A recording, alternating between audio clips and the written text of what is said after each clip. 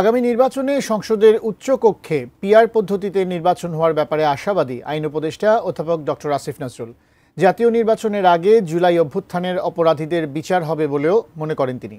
এদিকে সংস্কার প্রশ্নে রাজনৈতিক দলের বোঝাপড়ায় ঘাটতি থাকলেও অনেক অগ্রগতি হয়েছে বলে দাবি তথ্য ও সম্প্রচার উপদেষ্টা মাহফুজ আলমের। জুলাই অভ্যুত্থানের প্রামাণ্যচিত্রের একটি প্রদর্শনীতে এসব কথা জানান তারা।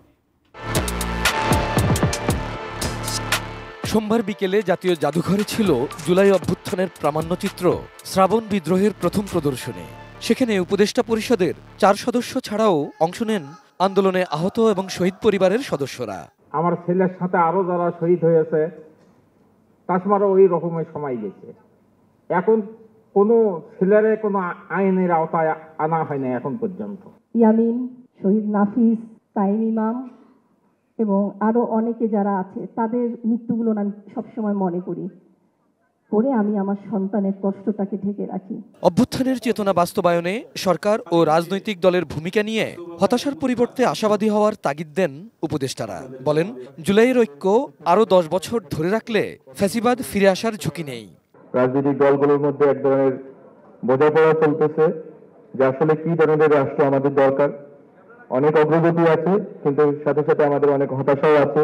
বাংলাদেশ যেন ফ্যাসিবাদের যে কবর দিয়েছে সেই কবরের থেকে যেন কখনো ফ্যাসিবাদ আর মাথা তুলতে না পারে, এটি আমাদের আকাঙ্ক্ষা হোক। জুলাই আসলে 36 দিনের আন্দোলন, আমি মনে করি জুলাই 54 বছরের আন্দোলন।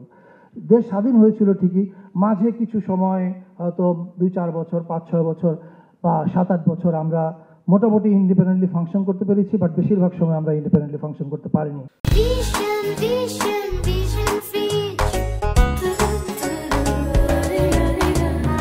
জুলাই আন্দোলনের বিচার পূর্ণ গতিতে চলছে, তবে বিচারাধীন বিষয় বলে অনেক তথ্যই জানানো হচ্ছে না, বললেন আইন উপদেষ্টা ডক্টর আসিফ নজরুল। সর্বোচ্চ মানের শ্রেষ্ঠ একটা বিচার করতে চাচ্ছি এবং আপনারা নিশ্চিত থাকেন, আপনাদের হতাশ হওয়ার কোনো কারণ নাই। আমি নিশ্চিতভাবে বিশ্বাস করি নির্বাচনের আগে অবশ্যই বিচার হবে। আগামীতে দ্বিকক্ষ বিশিষ্ট সংসদের উচ্চকক্ষে পিআর পদ্ধতিতে নির্বাচনের ব্যাপারেও আশাবাদী তিনি। তারপরে আমরা উচ্চ কক্ষ নিয়ে আলোচনা করছি, পিআর হয়ে যাবে আমি দৃঢ়ভাবে বিশ্বাস করি। Abul Kalam Azad, ATN news, Dhaka.